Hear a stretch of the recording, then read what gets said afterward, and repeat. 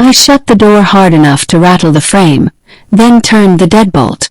Rain clawed at the windows like 1,000 fingertips, and the hallway lamp hiccuped light that made the shadows crawl. I didn't have to see her to feel her. Lorraine Reed carried her presence like perfume and policy. The careful steps down the corridor came next. Measured. Inevitable. "You here, sweetheart." Her tone was sugared steel. "Stopped by to peek at the party setup. And whatever you're cooking smells adventurous."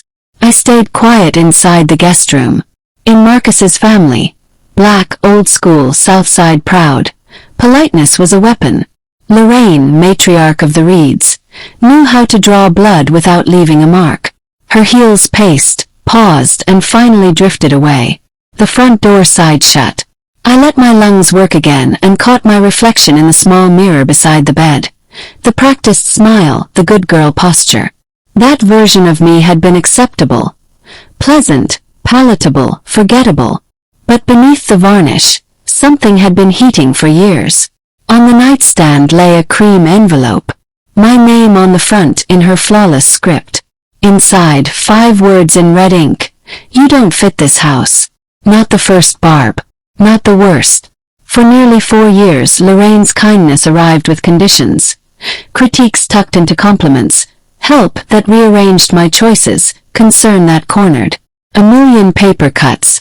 I clicked off the lamp and let the room go dark. In the hush, I replayed it all. The potlucks where she replated my food before guests arrived, the raised eyebrow over my shoes, the murmurs to cousins after I left the room, the way she turned my silence into permission. I tried to make myself smaller, lighter, easier. Tonight I chose something else. I wasn't planning chaos. I was planning clarity. My mind slid back to the first time I crossed this threshold. Marcus, my man with the soft baritone and careful hands, stood in the foyer grinning like the doorway was a sunrise. Lorraine hovered behind him, taking inventory. The living room glowed museum bright. The family photos were curated like a magazine spread. Everything said legacy. Everything said control. I learned fast. Speak low. Laugh softer. Never drop a coat on the banister. Teacups at the right edge of the saucer. No music above a murmur before sunset. I studied the choreography until I could dance it in my sleep. Still the comments slid in. "Oh, that brand. They're running discounts again. Cute blouse. Next time match the heels. A little trim would sharpen your face." Jokes if you ask the aunties. Harmless. But they accumulate like silt, narrowing a river until nothing moves. When I finally stopped flinching, I started observing. Lorraine didn't reserve the audit for me. She measured everyone, cousins, neighbors, church friends, with the same ruler. It wasn't personal. It was policy. And policy can be rewritten. A plan formed like rain condensing on glass. Quiet, inevitable. Not screams. Not slam dishes. Precision. Patience. I placed the note on the table, lit a short candle, and texted Marcus. "I'm good. See you in the morning." He offered to come home. I told him not to. Not because I wanted distance from him, but because I needed space to move without commentary or a referee. The candle flame quivered and steadied. I pictured Lorraine's face when the ground shifted beneath the stage she built. Not a scene. Sequence. Not a fight. Reveal. Morning arrived pale and falsely peaceful, the kind of sky that lies. I hadn't slept much, but I woke with a clean outline in my head. Saturdays were Lorraine's garden society days, a rotation of brunches where philanthropy met performance. Perfect. The house would be empty. I dressed in what she would call unremarkable. Soft tee, dark jeans, sneakers. She'd arch a brow and call it careless. Underestimation is camouflage. The security console blinked. Her SUV cleared the driveway. I moved through the immaculate kitchen, 2 marble counters, no crumbs ever, and past a living room so staged it squeaked. At the end of the corridor, her sanctum. Lorraine kept her home office door unlocked, not because she trusted people, but because she trusted fear to keep them out. I turned the knob and stepped into lavender, lemon polish, and a fleck of expensive perfume. Books sorted by author, then genre. Frames spaced 2 fingers apart. Drawers labeled in crisp caps. Control has a smell. It also has a filing system. On the desk, a slim black binder embossed in silver. Heritage. Lorraine never meant the dictionary meaning of a thing. Heritage in her mouth meant leverage. Inside, quiet maps of power, donor lists, community initiatives, timed investments, accounts that lived in 3 different states, notes on cousins' missteps filed like weather patterns. And there a tab with Marcus's name. Premarital agreement. My stomach went cold. Marcus had sworn there wasn't one. The copy in my hand said otherwise. Signed a month before our wedding, countersigned by Lorraine, processed by a lawyer I'd never heard of. Money mattered here, sure, but this wasn't about dollars. This was about strings and who held them. I photographed every page. No theft, just mirrors. Everything returned to its exact place. I wiped the desk edge with the heel of my palm on reflex, the way you do when you've been taught not to leave traces. The flame inside me wasn't rage anymore. It was resolve. One more move before evening. A conversation with someone who played Lorraine's game and knew where the floorboards creaked. Denise Whitaker, black, brilliant, and Lorraine's longest-standing frenemy, had watched me in rooms where others laughed off the jabs. Her eyes always said I see it too. I texted, coffee. Need advice on Marcus's birthday. She replied inside a minute with an address far from Lorraine's circles. We met at a small spot off Lakeview and Birch. No piano, no donors, just foam and sunlight. We traded pleasantries until the table grew still enough to hold the truth. I admire how you juggle things, I said. Your friend keeps a tight grip. Denise's smile tilted. Grip. Baby, Lorraine keeps a vice. I lowered my voice. She pushed Marcus into signing a prenup he doesn't remember. I found it this morning. Denise's spoon paused mid-stir. The smile didn't return. That's not just overreach. That's orchestration. He know. Not yet. And I won't tell him yet. But people should see the person they've been applauding. Denise considered me like a chessboard. Southside Cultural Trust galas in 10 days. Lorraine's chair. Cameras, council members, church mothers, check writers. You want a stage. There's your stage. I don't need a microphone, I said. I need an opening. Oh, you'll have one, she said, standing. And when it comes, don't blink. I left with my pulse steady and my purpose simple. Stop playing inside her script. Write my own. The weather outside lightened to a stubborn drizzle. Inside me, it cleared to something brighter. The next chapter would not be a shouting match in a kitchen. It would be a truth too large for her mask to hold. The weeks slid by with the quiet speed of a train at night. I kept my voice gentle with Marcus, my schedule normal, my smile unremarkable. Inside I was tightening bolts. Lorraine's name floated everywhere. Programs, social posts, whispery phone trees. The Southside Cultural Trust, her most polished jewel, was throwing its annual gala at the refurbished Carver Hall, all marble floors and borrowed chandeliers. She'd curated the guest list like a museum. City councilors, church mothers, alumni with deep pockets, founders who liked their philanthropy served with braised short ribs. I arrived late on purpose, in a dress she would have called too stark. Black column, tiny earrings, hair swept up with edges soft on purpose, what she labeled undone when she meant not under my thumb. The room hummed with glass and laughter. The air smelled like rain hiding just outside. Denise appeared at my elbow, a flute of champagne in one hand and mischief in her eyes. You breathing steady. Steady enough. She guided me past the floral wall and string quartet to a quieter pocket near the donor plaques. 2 bored veterans sat there, Aunt Veda and Ms. Loretta, women who'd survived more than one administration and kept their notes tidy. They greeted me like a niece at a cookout. I knew then Denise had prepped the soil. We started with small talk. Auction lots, a councilman's tie choice, canapes trying too hard. The lull came like a held breath. Denise tipped her chin toward me. Tell them what you saw. The agreement, I said, letting the words come low and even. She had Marcus sign something he didn't recognize. Labeled premarital. Filed under a different attorney. Weeks before we jumped the broom. Aunt Veda's brows climbed. Ms. Loretta's fingers stilled on the napkin. I slid my phone across the linen. They leaned close, silent, careful. Page after page. Clauses, account cross-references, that meticulous handwriting Lorraine prided herself on. Too perfect. Like a forged smile. That's not mentorship, Ms. Loretta said finally. That's maneuvering. I'm not calling police, I replied, drawing the phone back. This isn't about cash. It's about pattern. About the way she moves a room and rewrites the rules while calling it family. Denise touched my wrist. We give the spotlight its own mirror. Across the hall, Lorraine glimmered in deep sapphire, greeting donors like royalty. Laugh pitched to crystal. She hadn't seen me yet. But pride is loud. Evidence whispers. Denise's contact arrived right on the downbeat. A young reporter from the Lakeshore Ledger, hair braided back, eyes taking in everything. We'd slid her a curated packet an hour earlier. No theatrics, just a clean narrative. A celebrated organizer whose public generosity disguised private coercion. She'd scanned the files, unreadable. Then she'd simply said, "People think silence is neutral. It's not," and tucked the packet into her bag.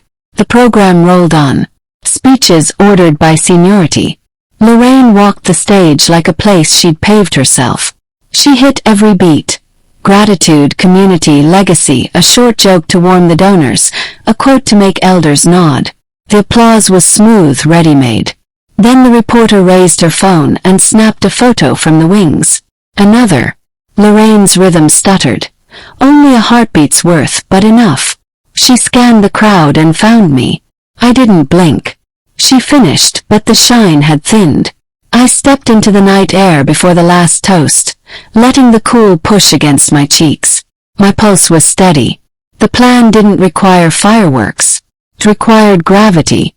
When the hall emptied to cars and car services, she came. Heels on stone, each step a verdict. Lorraine still looked expensive, but there was a hairline fracture under the polish. "You think this is victory?" she asked, voice low enough not to carry. "I think this is light," I said.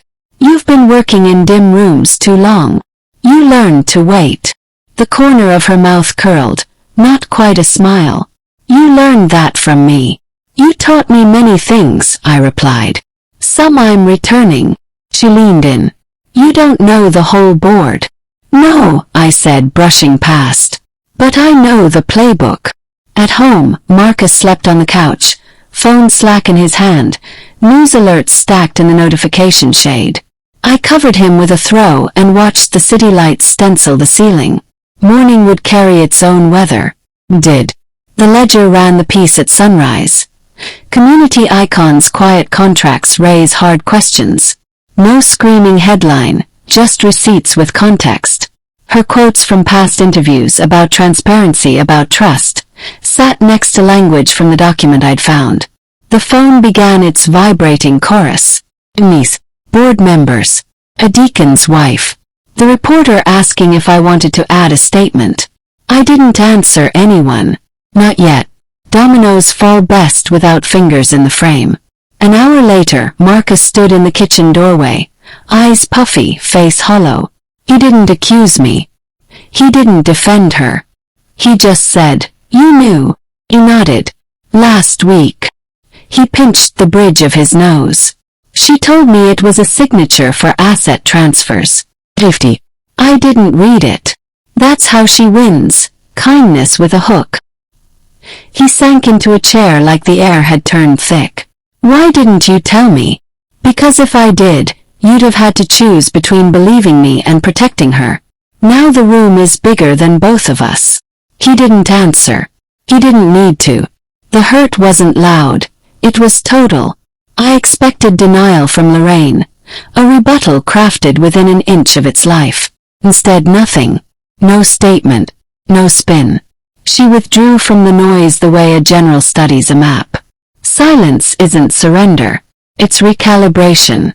For 3 days she became a rumor. No calls returned, a law office offering only no comment, group chats filling with ellipses. The absence felt like a gaze. Then the envelope arrived. Ivory, my name inked in a hand that never smudged. Inside a single card. You think this scratches justice? It only grazes the surface. Dig deeper if you dare. No name. No flourish. A dare disguised as prophecy. Marcus read it and let the card fall to the table. What does she mean? That the foundation under her house isn't concrete, I said. It's burial ground. 2 nights later, an email slipped into my inbox from a blank address. No subject. One attachment. A scan of a birth certificate. Not my name. Not Marcus's. Not Lorraine's current last name. But the mother listed was Lorraine Anita Reed, dated 26 years back. The child's given name. Naomi Grace Caldwell. I stared until the edges blurred. Another child. No father named. No trace in any family lore. Nothing in the tidy binders or framed collages. I sent the document to Denise. Her reply came fast, find her. This had moved beyond boardrooms and donors. Beyond revenge. This was the kind of truth that changes the genealogy of a house. I didn't call the police. I didn't loop in Marcus. Not yet. He was already swallowing one earthquake. I needed to verify the second before handing it to him. So I began the search the way I had begun everything else, with patience and whispering questions. Old neighbors. Former choir directors. A guidance counselor with a long memory. Most shrug. A few remembered a fisher long ago.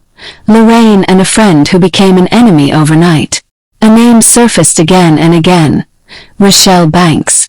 Once Lorraine's closest confidant, then suddenly gone from every table where Lorraine presided.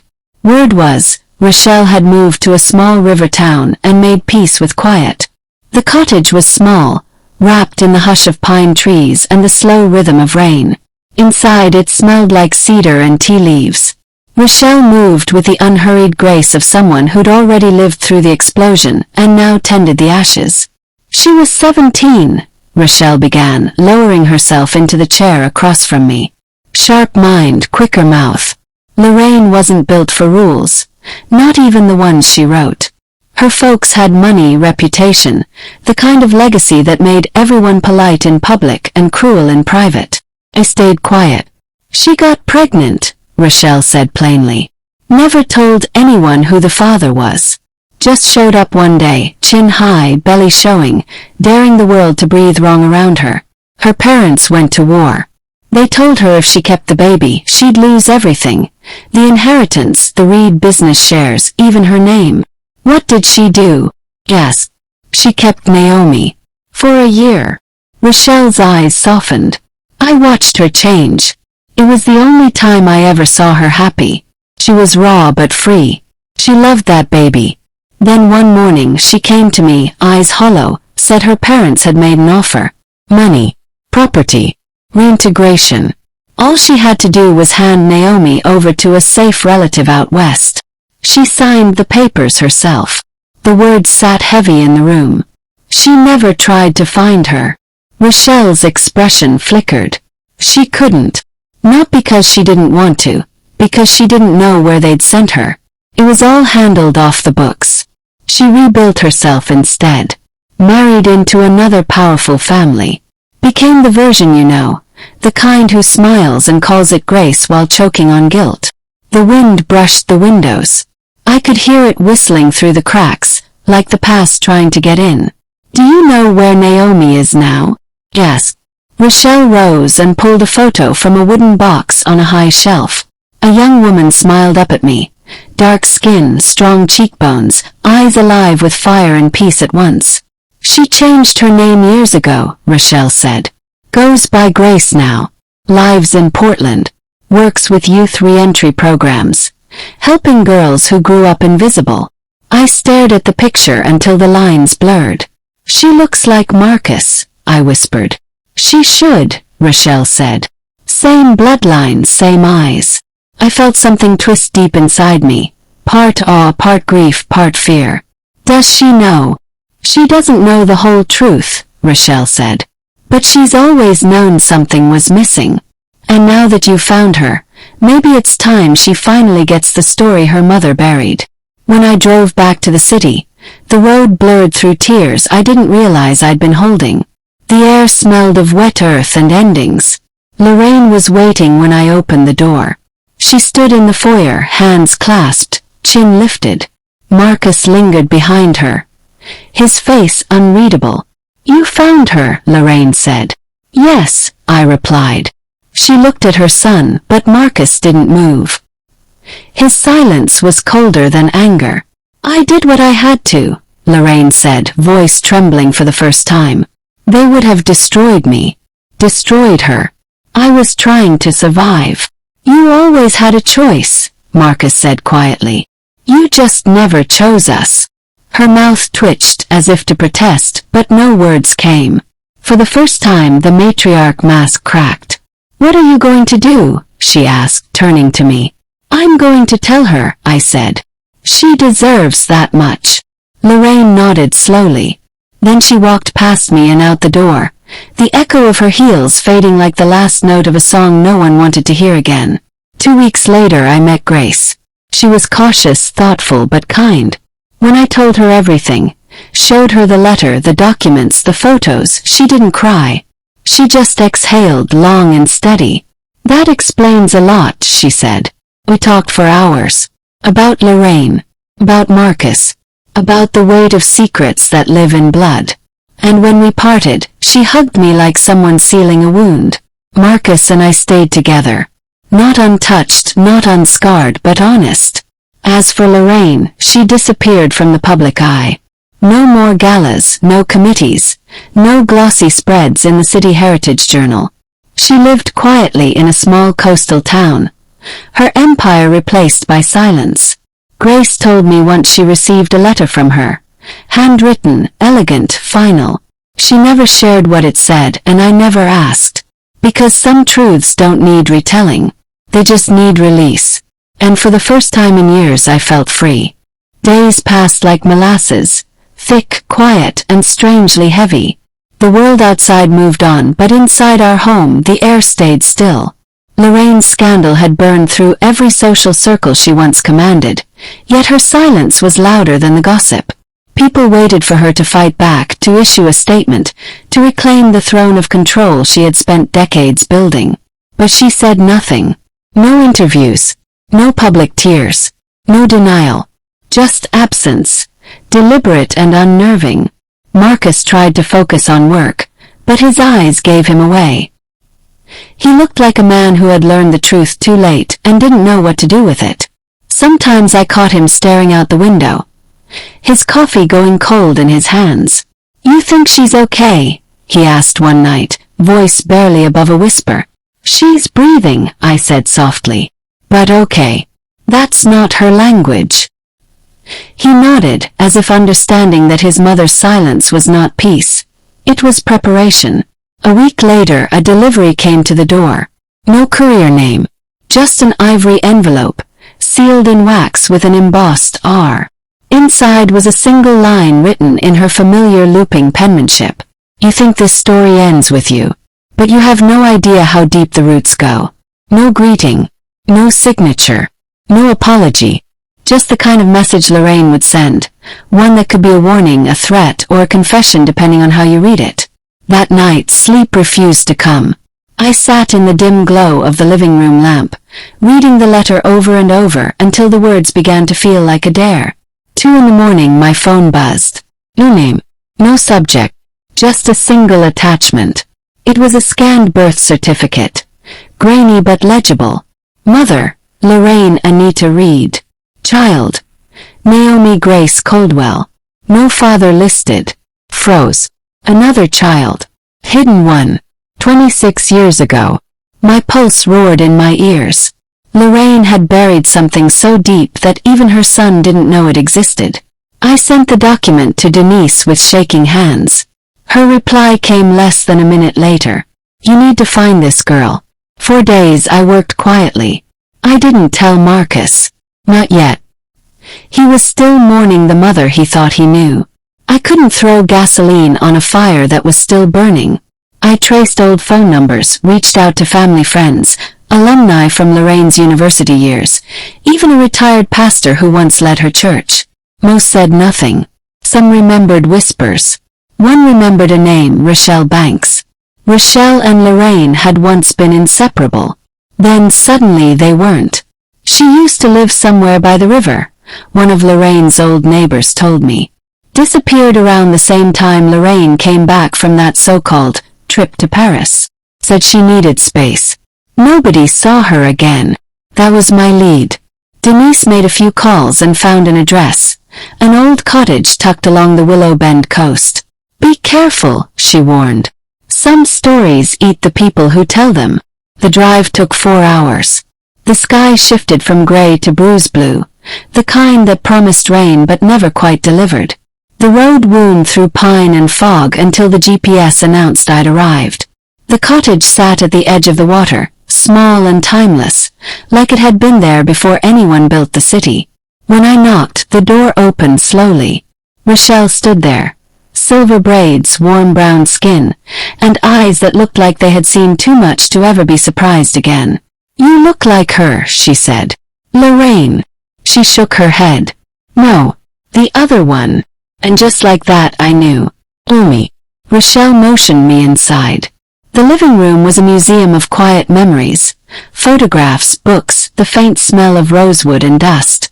She poured tea without asking what I wanted, then sat across from me.